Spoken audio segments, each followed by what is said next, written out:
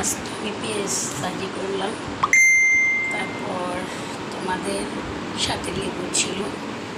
আর এই যে দেখো কালকের মাছগুলো রয়ে গেছে সবগুলা, এই যে তো এই যে মাছগুলো রয়ে গেছে, এই যে মাছ রয়ে গেছে।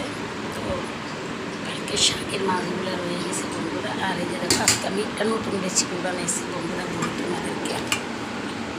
এটা হয়েছে যে গোটা গোটা রসুন, গোটা গোটা পেঁয়াজ, জিরা বাটা, আদা বাটা, রসুন বাটা, গরম মশলা, লং, গোলমরিচ, দারচিনি, তেজপাতা সব কিছু দিয়ে মাংসটাকে প্রথমে আমি ম্যারিনেট করে রাখার পরে এগুলো দিয়ে সুন্দর করে কষিয়ে পেঁয়াজ ঝাল মাংস রান্না করলাম।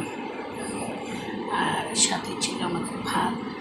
বন্ধুরা এই ভিডিওটা কেমন সেটা করবা, লাইক শেয়ার কমেন্ট করে আমার পাশে থাকবে ফলো দিয়ে। এটাই ছিল আজকের মেনু। আমার দুপুরের মেনুতে তোমাদের সাথে নতুন একটা মেনু আজকে আমি বন্ধুরা এই মেনুতে দেখো কেমন হয়েছে বলবা।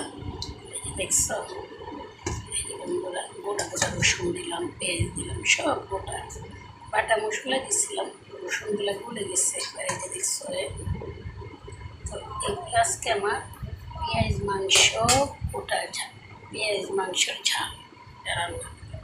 তো ভালো লাগলে লাইক শেয়ার কমেন্ট করে মাকে যোগ দিয়েছিলাম একটু।